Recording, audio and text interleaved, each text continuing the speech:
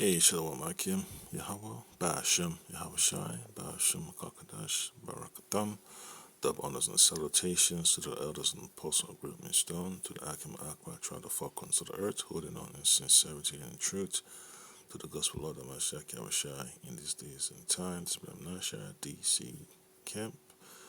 Question: what is the 10th Amendment? All right. So, in the midst of all this chaos that we're having all over the country, this is a topic that the so-called governors, your senators and congressmen have to shiver each time they bring about the 10th Amendment. All right, and this is one thing they don't want to tap into because they've taken the purse from the elites. They've been compromised, and now they have to deceive the people for as long they can be in office. They've taken a bribe. The scriptures tells you about bribery. All right, that's the reason why you have to be aware of what's going on. Yeah, that's the reason why you have to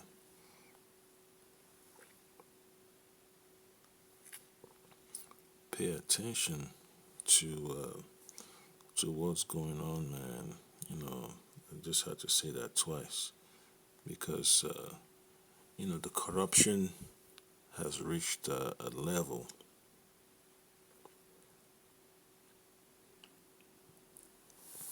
that the people are getting upset.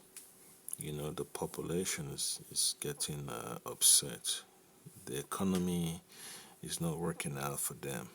The governance structure is not working out for them. All right. And it's going to cause a lot of animosity to be stirred up in the minds of the people. All right. Now, Deuteronomy chapter 16 and 19. Thou shalt not wrest judgment, thou shalt not respect persons, neither take a gift. For a gift doth blind the eyes of the wise, and pervert the words of the righteous. So this is what the Most High warned us about. The acceptance of bribes and gifts. Just because somebody makes a donation, all of a sudden that's favoritism. End of the day, this is what happens. This is the state America has found itself. This is the condition America has found itself. Babylon has found itself. The favoritism towards the elite has been the downfall of Babylon, and that momentum cannot be stopped. It cannot be slowed down. It's just moving downhill fast. Like you're rolling a stone down a mountain. It's just going down, just rolling stone, man. So that's the issue. The Most High sets Babylon in a slippery place. All right. So what can they do? They can't do anything to stop it. They cannot do anything to stop it. So it's only a matter of time that everything falls apart. All right. Psalms chapter 73 and 18. Surely thou didst set them in slippery places. Thou casted them down into destruction. So there is no opportunity of redemption for Babylon. All right. And it's over. It's over for them. They just have to go hide in their bunkers. So the 10th Amendment is basically talking about the states, states' rights, and the separation of powers, the federal government and the state, okay, separation of obligations, all right? So whatsoever, you know, that's not in the jurisdiction of the federal government, the state has authority over it. And whatsoever the state has delegated to the federal government, that's that. You know, each government structure has a piece of the pie. But when you start having the federal government getting more piece of the pie, now you have a problem. You know, so when the elites have captured the powers of the federal government and state government, now the lines have been blurred. So that's why you find all this chaos on the streets of California, Minnesota, Maryland, New York, New Jersey, all over the country. Why? Because the so-called governments, what you call it, so-called civil servants, have taken a bribe from the elites. They've been groomed by the elites into being in those positions of governor, of being governors. And when you hear about ALEC, the America Legislative Executive Council, they put forth all those legislation, and then they have those state senators and councilmen and all that, you know, roll with it and implement it in the states. What do you think that is doing? That's the states has been hijacked by the elites, and all these think tanks, have been effective in destroying the rights of the people. Okay, from the First Amendment all the way down. Basically the whole Constitution. All right. So now the people have no other recourse because the courts have been vandalized by the elites. The justice system has been vandalized. So there's nothing they can do. The game is almost up, and hey, the Most has already set forth the the playing field. The yeah, the battlefield. For this so-called Americans to go against each other. All right. So I'll play this clip, and it's all fair use. It is the 10th Amendment. Fair use, fair use, fair Imagine use. a world where every decision about your daily life is made by a distant authority, far removed from your community. This scenario highlights the importance of local governance and individual rights. The 10th Amendment of the United States Constitution plays a vital role in maintaining this balance between federal and state powers. Ratified in 1791 as part of the Bill of Rights, the 10th Amendment states that any powers not specifically granted to the federal government by the Constitution are reserved for the states or the people. Yeah, so that's a problem that these so-called politicians, so-called civil servants will have to deal with. It's going to be a chaotic environment when you start hearing the ideas of secession, that the so-called government, the federal government, is not working for the people anymore. The so-called dissolution of the union, that's one of the things that sparked the Civil War, all right, because of the consolidation of power. The consolidation of power is no joke. When you cannot allow people to exercise their free enterprise, it becomes a problem. Until the dust settles. You know, until the dust settles, and then they begin to look at the big picture. Nobody wants to be outside of the club They all want to get money together. They want to have rulership. So that's what has happened. That's what came out of the Civil War. The so-called powers that be didn't really go anywhere. They just merged their interests, and then they began to have more power and influence over the world. They became a well-oiled machine. Okay, so you could see how those southern states, collaborated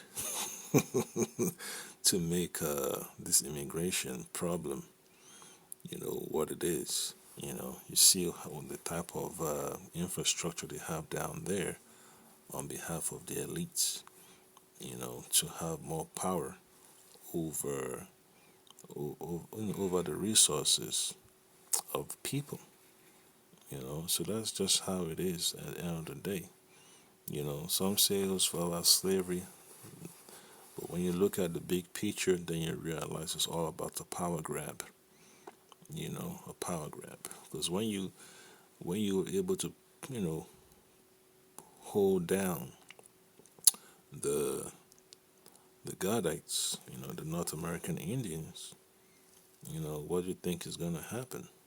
You got rid of one opposing group. Now we have to tighten and consolidate.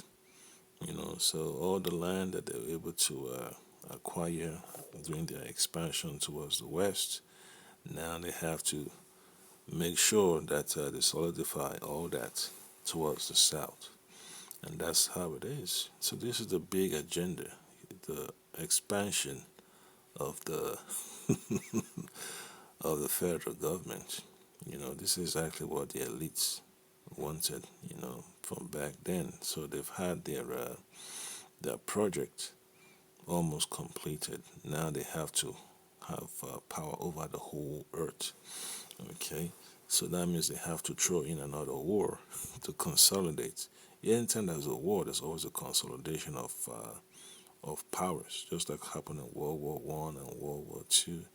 You had the League of Nations, you have the UN and all that stuff, and then you have the Bretton Woods, and then you start having all this EU and NATO. So that's what goes on each time the war takes place. Okay, and now they want the new world order. So you can't have a so-called new world order with the 10th Amendment being observed, man. So the federal government has to absorb all the rights of the states. They have to basically swallow up the states. They have to do a snatch and grab. You know, they have to do a snatch and grab. So that's why you have the power of the police states. Getting bigger and bigger and bigger because the states have been co-opted by the puppets of the elites. All right. So you see the whole agenda with eugenics. With all these green climate change policies and legislation and all that stuff. So you could spot it from a mile away. All right. So I get a quick precept. It's going to be from the book of Matthew. Matthew chapter 12 and 25 and 26. It says this. And Yahushua knew their thoughts and said unto them, every kingdom divided against itself is brought to desolation, and every city or house divided against itself shall not stand. And if Satan cast out Satan, he is divided against himself. How shall then his kingdom stand? All right. So when Babylon, has been designated as a kingdom of Satan, the kingdom of the adversary, it cannot stand because the factions are divided. You know, the division that the Most High have sown in this place cannot be, held together, despite all the power of the federal government trying to merge the states into one conglomerate. It's not going to work. The division has been set in there.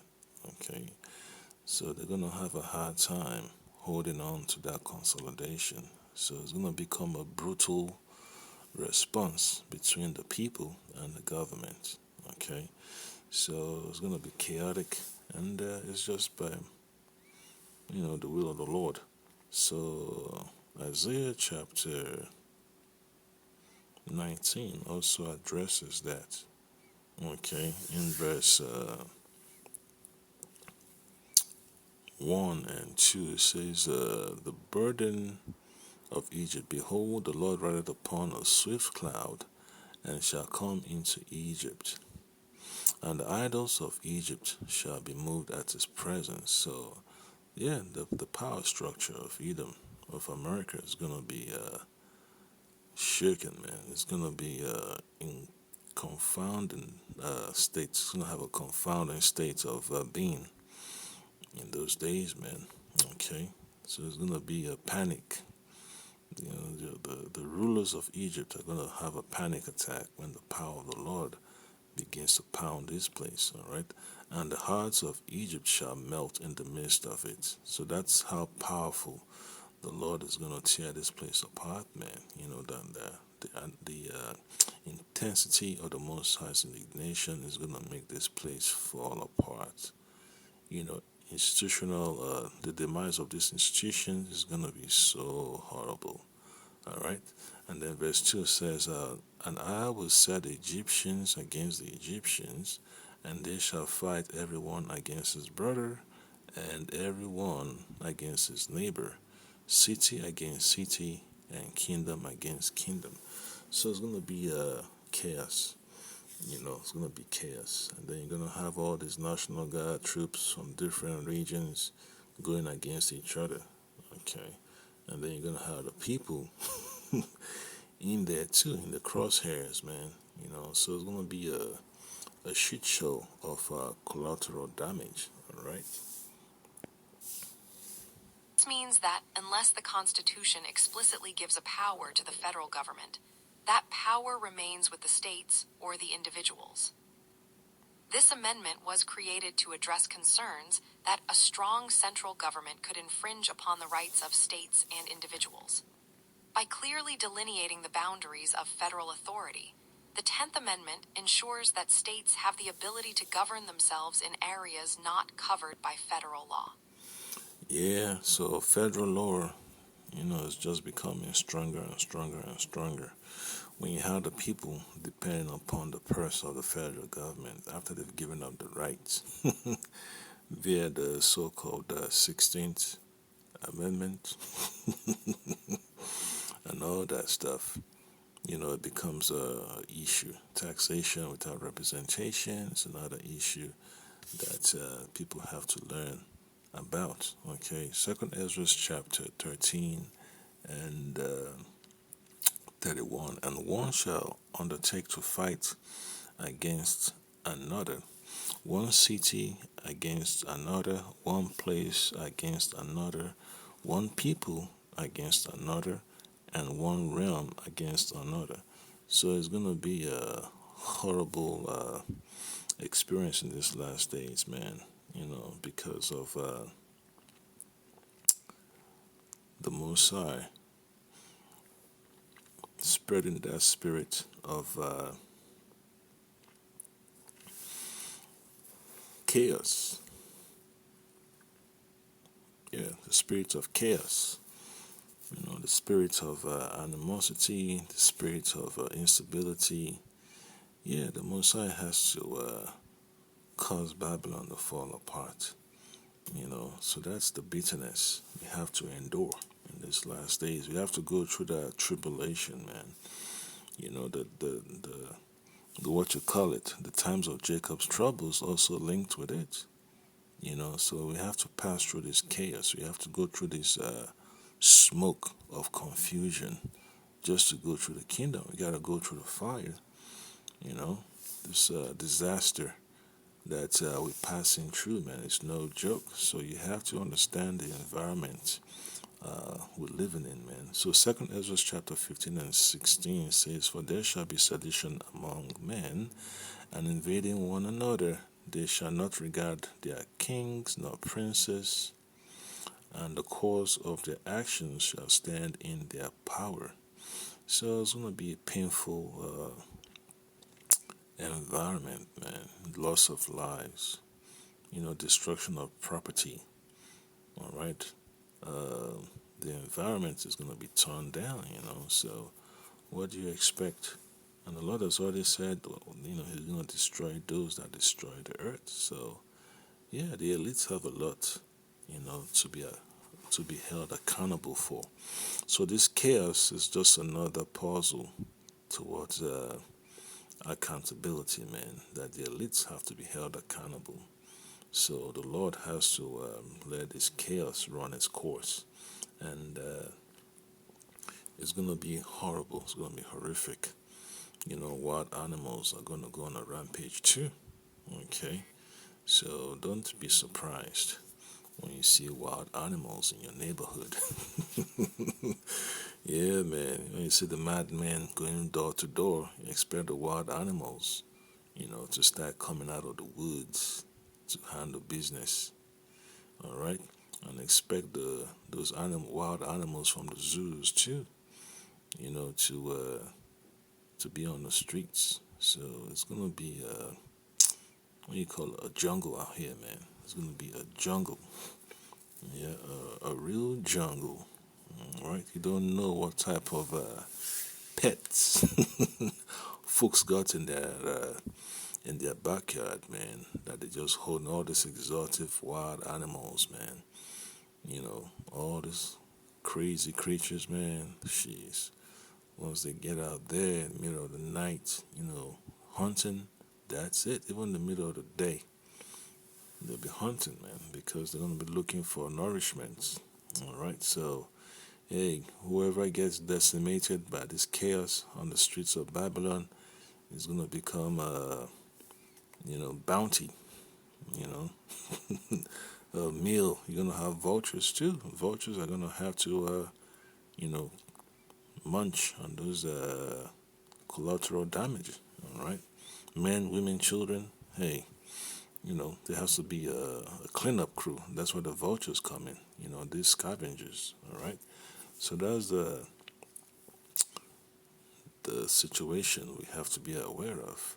Now, one more precept, so I could just wrap this up. Proverbs chapter 11 and 17 says,